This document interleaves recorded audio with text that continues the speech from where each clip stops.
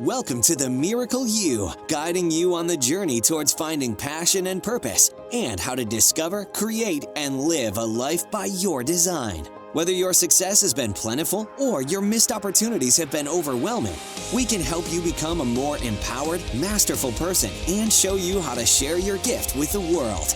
It's time to inspire change from within with the host of the Miracle You, Vince Kramer. Hello, imagination. I'm Vince Kramer, your host, and welcome to the Miracle You, where you learn about the magic of living your life by finding the example in real life. There are many people in this world that have experienced such trauma in their life.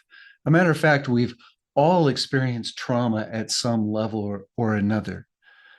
And although we can look at the trauma of some and say, I was never one to experience something like that, and I have no reason to believe that I've been affected by trauma, it's not true.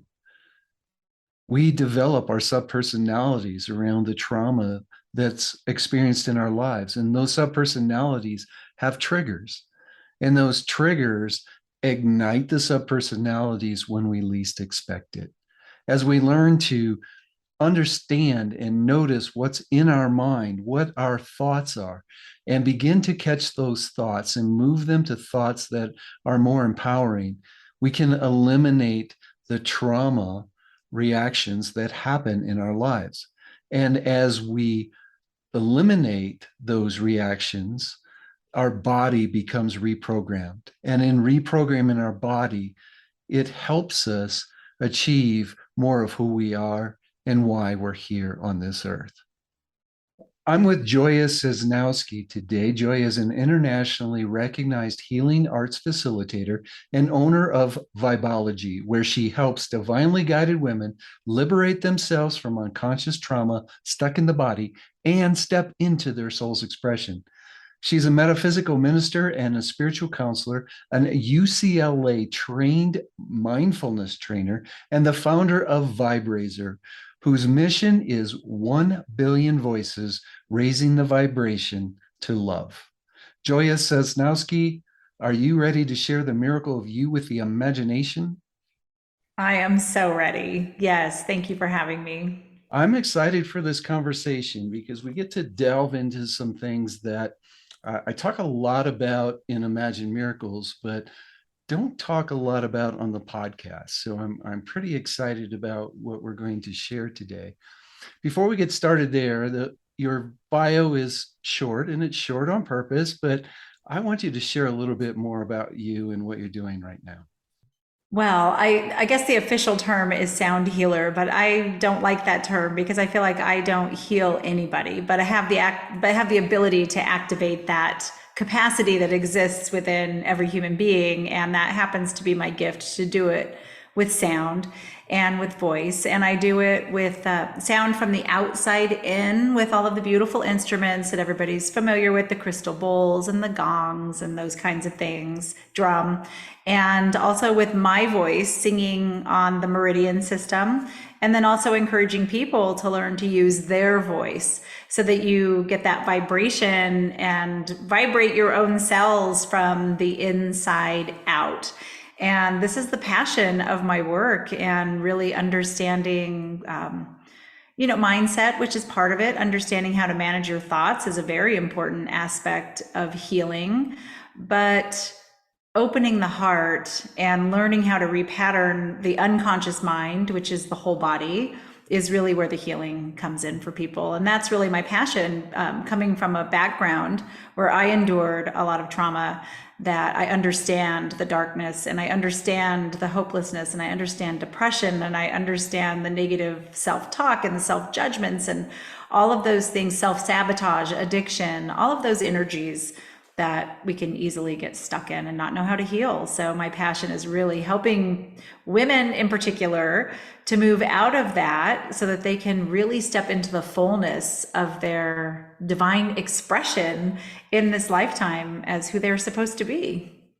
Yeah, and so many of those things we all have at some level or another.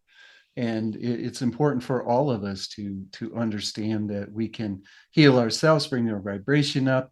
And I love the way that you use entrainment to and even entanglement to bring all of that into every aspect of what you do and help people on their journey. And I agree with you that sometimes we get locked into, oh, I have to go to a healer. And it's more of a facilitator of us bringing our own energy in, right? Yes, yes, absolutely.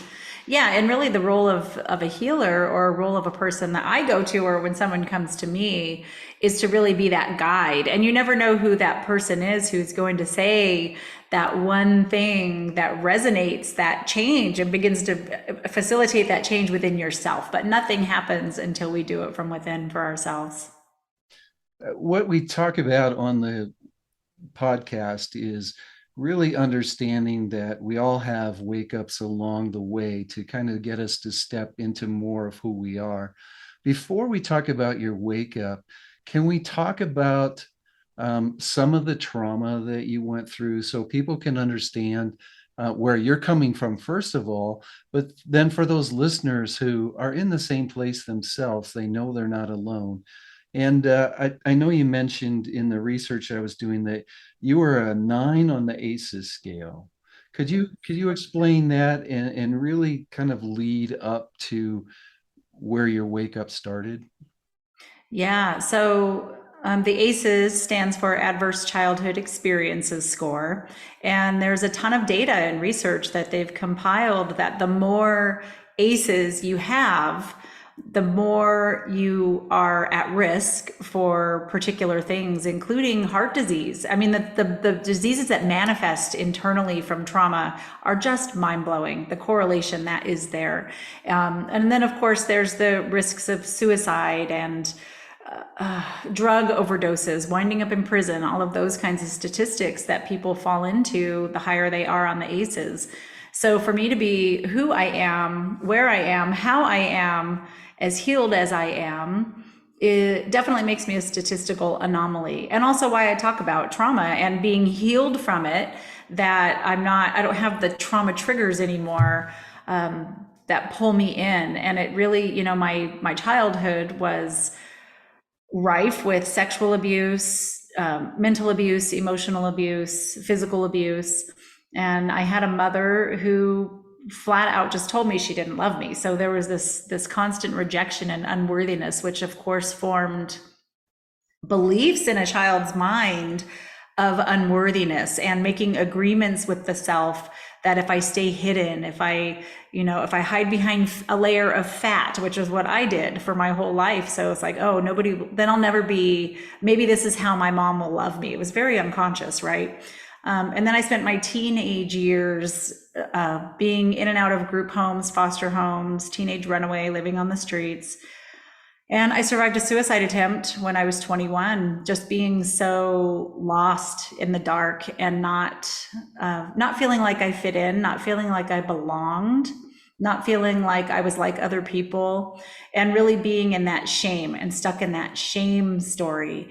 And that shame story is what makes us feel like we're alone and that nobody's experiencing what we're experiencing. Nobody feels how we feel. Nobody's been through what we've been through. And it comes with this self-judgment piece, right? And it was when I survived my suicide attempt. And then during that experience, I had a near-death experience that was very mystical, in which I heard the music of the spheres, which was the most beautiful music I've ever heard. And even still now, 30 years later, I can really still vividly hear that music in my mind. I can hear it very clearly. And it was music made of light. So nothing like music on earth could ever be. And it sent me on a healing journey to try to begin to heal all of the traumas. And I approached it from my mind, from my mental thought processes, working on all of the Tony Robbins type stuff and the very masculine oriented mindset, which was what was available back then, right? When I was going through all this, was all the workshops and all the books and all of the master your mindset. And so I did all of those things for many years, and I had gradual improvement. but I still wasn't feeling very much. I was still very numb and very closed off in my body.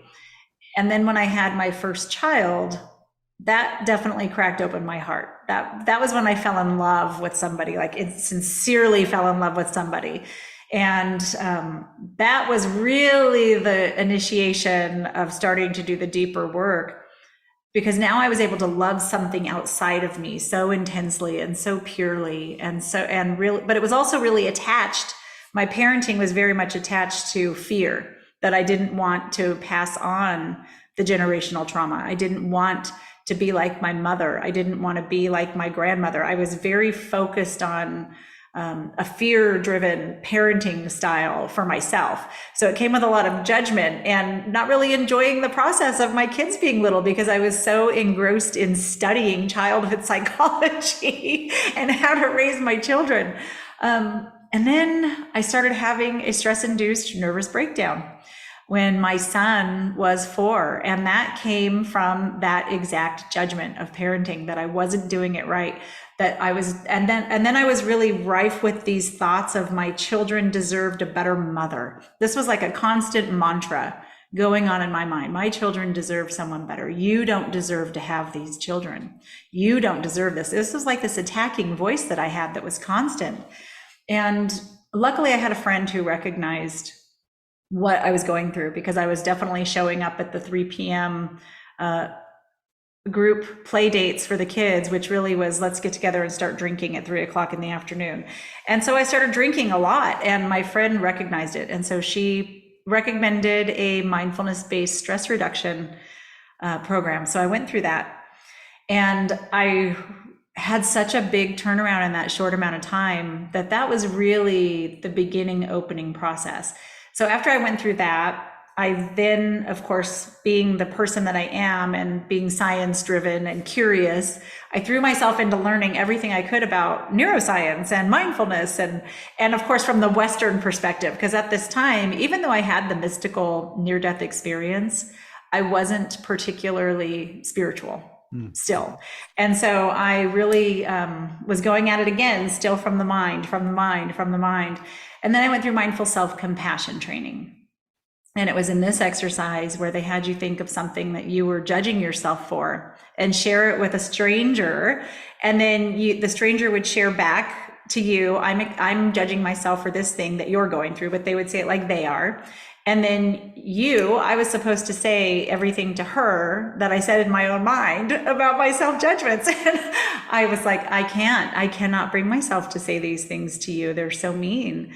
And of course, the lesson in that was, well, if you wouldn't say it to a stranger, why do you say it to yourself, right? So that really sent me on this path of self-love and really learning how to love myself, and discovering that true healing began to happen when I opened my heart. When I started to open my heart, not to other people, not to my kids, but to me, to my own self. And that was a long process, which then, of course, at the end of all of that, in practicing mindful self-compassion and practicing mindfulness and daily meditations for 5 years, that at the end of that, you ultimately come up to this place of, who am I? Who's noticing all of these things? How am I changing? Who's changing? What's changing? And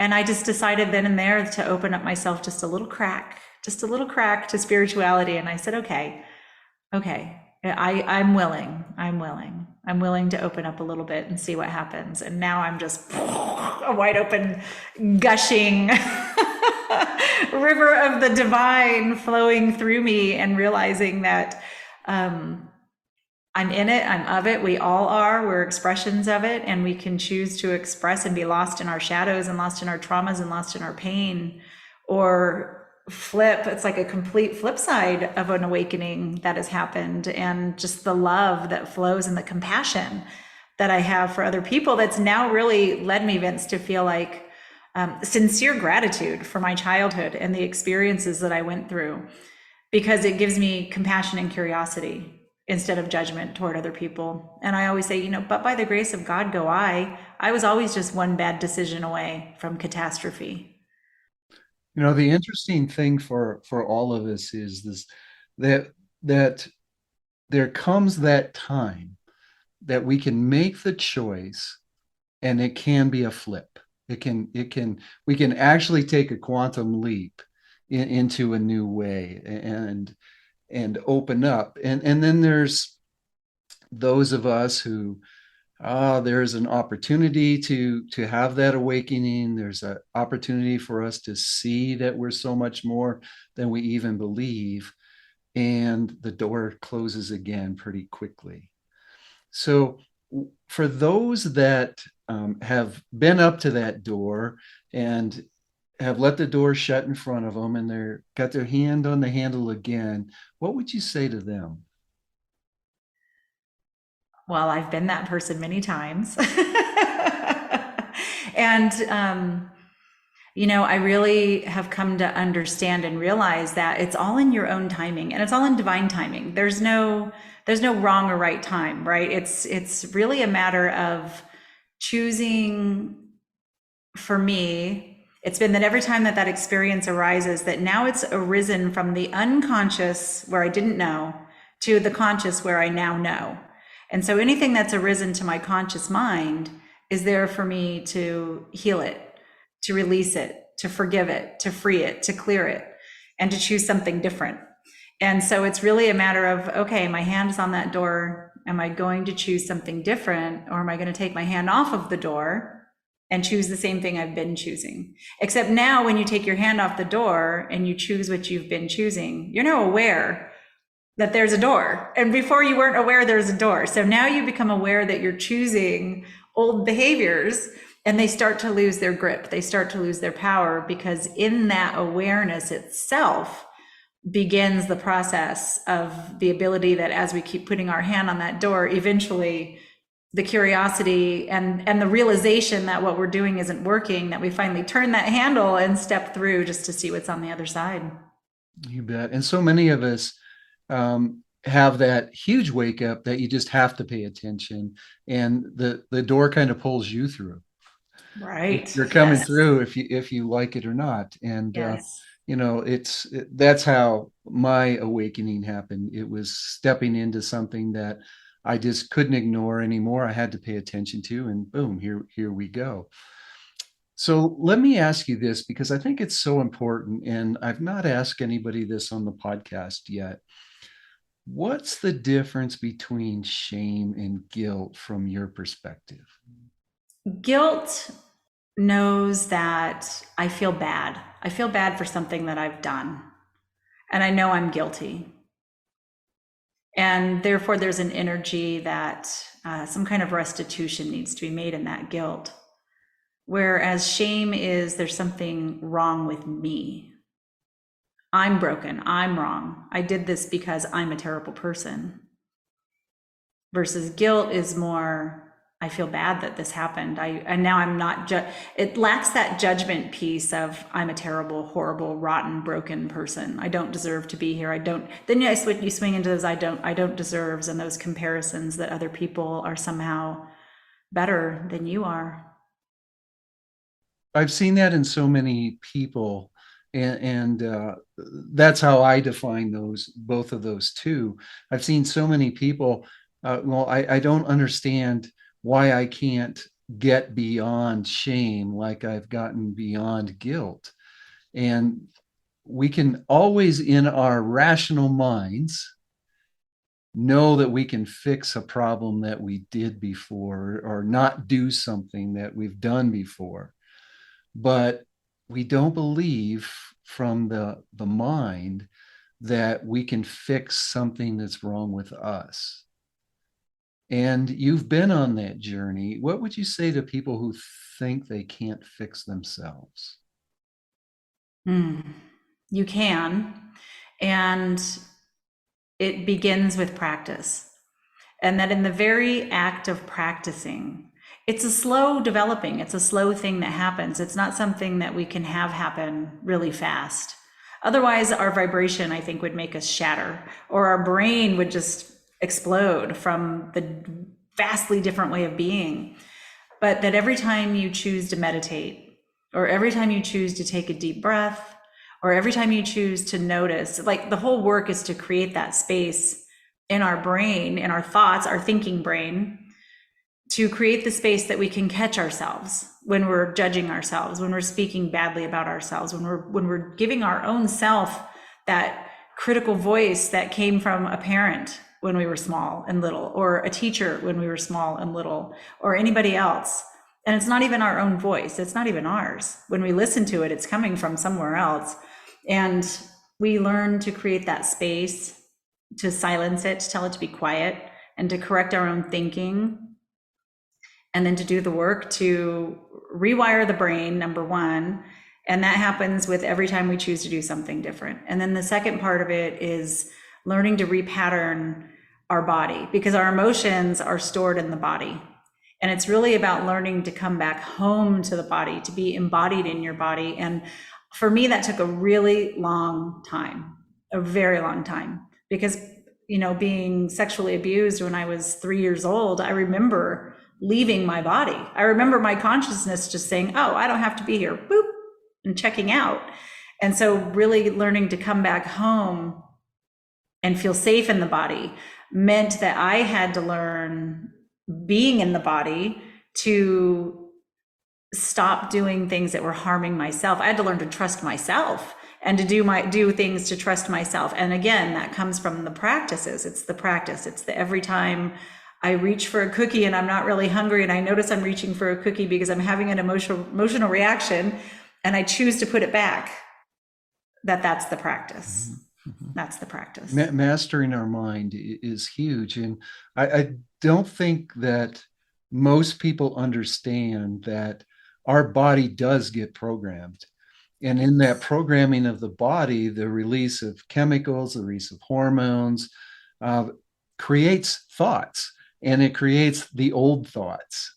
And when we're automatic, then that's when we pick up the cookie, or that's when we start putting ourselves down, or that's when that subpersonality takes over. So in what you shared about meditating and really mastering your mind, catching your thoughts, is then over time reprogramming the body. And that's so huge. The other thing that you said, Joya, that really I'd love for the listeners to hear is you talked about you get to that place where you know the thoughts are coming. So do you feel it's really learning to catch the thoughts that lead to the triggering thought that helps? Or what's your thought on that? Well, I think it's both. And, it's really interesting, since just in this last couple of years, I've been really doing the deeper work of being embodied. And so it's a loop, right, that happens. So we have these thoughts that trigger these chemical reactions in our brain, which send all of these hormones to our cells, to our whole body. But then the reverse is also true. We also have a heart brain and we have a gut brain.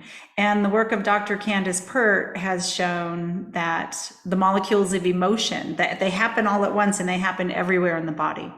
So then what happens when we're not in our bodies and we're just in our mind, and we're not aware that our body is our unconscious mind, that all this stuff is stored in there, that when fear arises, but it's a good fear now, right? So now you're expanding and you're taking a risk. You're gonna get a new job because you don't like the job you have, or you're gonna take a risk on this relationship. The body will remember, and it has thoughts of its own that aren't conscious thoughts. It has a chemical reaction that says, oh, danger, danger. And then that feeling arises of the only way that it knew how to solve the problem, which we established when we were little, so it doesn't make any sense logically now. And we fall into self-destructive behaviors, but it's because this unconscious mind has overridden our conscious mind, which is the body. So it's really those embodiment practices of learning how to calm down your own nervous system, repatterning the body with positive emotions, with positive thoughts, with self-love. And of course, I do that with sound and with voice and with drumming and with prayer and with sacred oils that I use, these different methodologies to work with the repatterning and reprogramming of the body. But yeah, it's to notice that impulse, right? When you have that impulse and that urge, to be able to have the wherewithal to pause and stop and take a deep breath and then to bring it to your conscious thought. Because again, like I said earlier, when it's unconscious, you don't know you're doing it. It's just taking over you. And then when you're done, you're like come out of a fog and you're like, whoa, why did I just down 3 shots of tequila? Or why did I just eat a whole bag of Doritos? I didn't want to do that, but I did. And it's because your body was like, danger, danger, danger. And so when we learn to create that space in us, then we can pause and choose something different. And at first, it is not easy. It is hard. And you will have anxiety, and you will have angst, and you will have anger, and you will have all these things that arise because you're going against your programming and your wiring. But then it comes back to deep breaths, because when we're stressed out, we're holding our breath.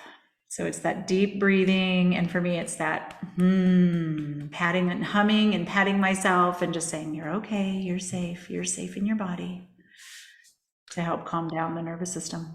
Could you share an example of some of the experience or an experience that someone's had as they've gone through your work?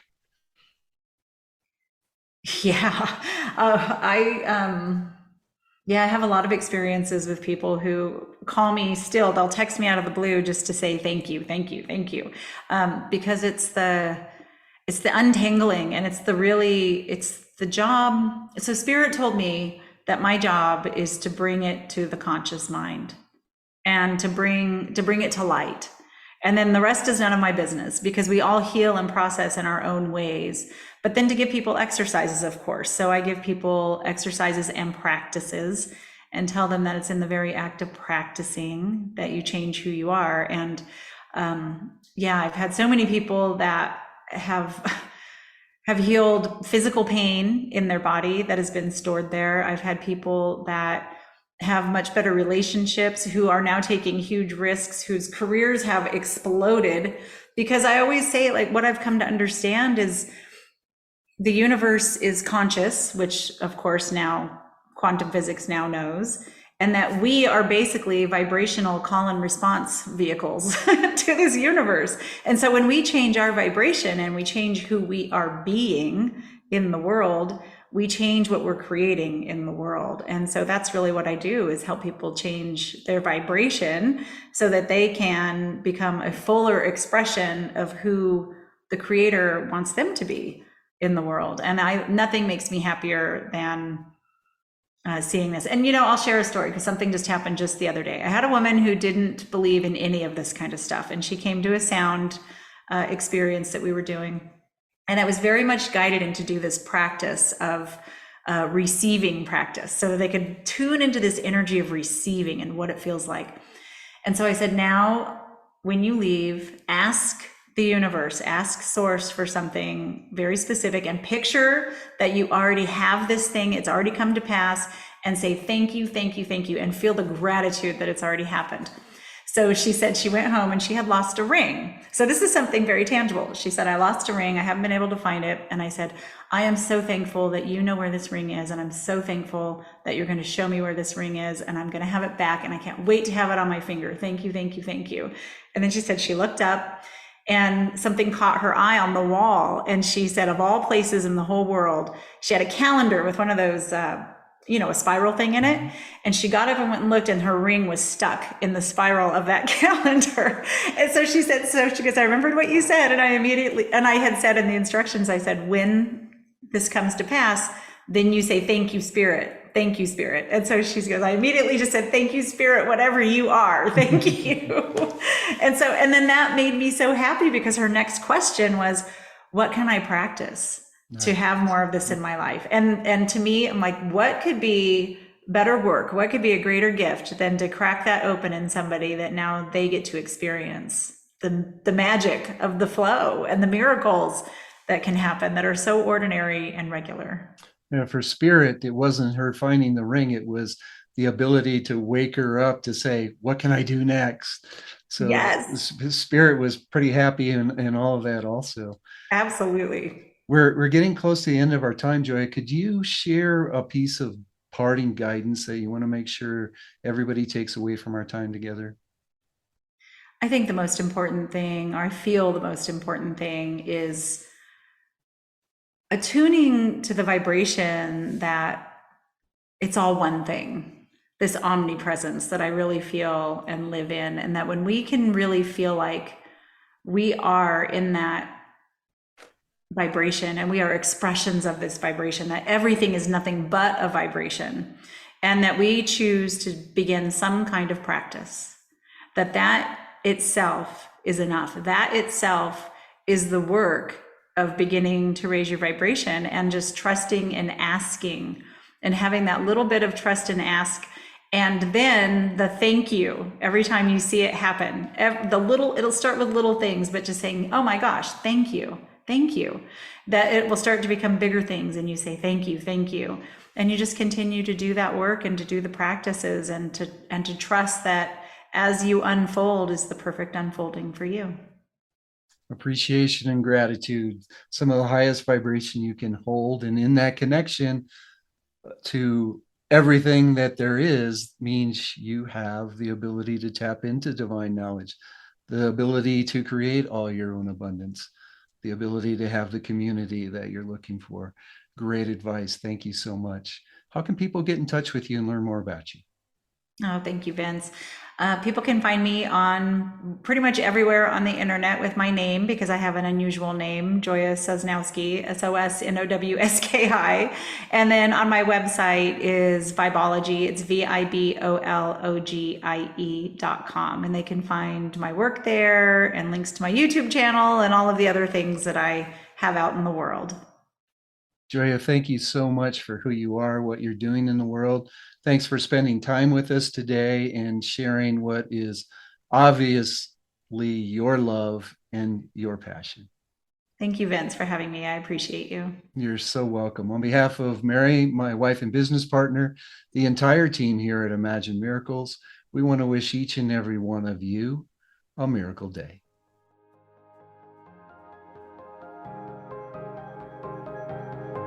You've completed this episode of The Miracle You, but we have plenty more to help you discover your own personal passion and purpose. Head over to themiracleyou.com for free resources to assist you on your journey, as well as register for our free webinar, Discover Your Miracle Life, 3 Mind Awakening Steps Toward Your Unique Purpose, or apply for a one-on-one Your Life, Your Way breakthrough session and discover your next best step on your journey. All available exclusively on our website. That's themiracleyou.com. We look forward to sharing more experiences of passion, purpose, and life by design next time, right here on The Miracle You.